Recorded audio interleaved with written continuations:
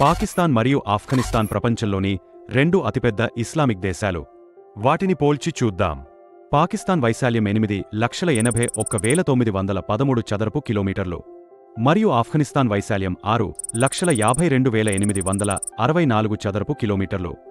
ఆఫ్ఘనిస్తాన్ జనాభా దాదాపు 4 కోట్లు కాగా పాకిస్తాన్ జనాభా 24 కోట్లు. పాకిస్తాన్ ఆఫ్ఘనిస్తాన్ కంటే పెద్దది. పాకిస్తాన్ జీడీపీ దాదాపు $375 మిలియన్ల మరియు ఆఫ్ఘనిస్తాన్ జీడీపీ దాదాపు $14 బిలియన్. ఆఫ్ఘనిస్తాన్ అక్షరాస్యత రేటు 38% మరియు పాకిస్తాన్ అక్షరాస్యత రేటు 58%. పాకిస్తాన్ రాజధాని ఇస్లామాబాద్, ఆఫ్ఘనిస్తాన్ రాజధాని కాబూల్. ఆఫ్ఘనిస్తాన్ ప్రధాన భాష పసుతున్ మరియు దారి అయితే పాకిస్తాన్ ప్రధాన భాష ఉర్దూ మరియు పంజాబీ. పాకిస్తాన్ పేదరిక రేటు 42% మరియు ఆఫ్ఘనిస్తాన్ పేదరిక రేటు 45%.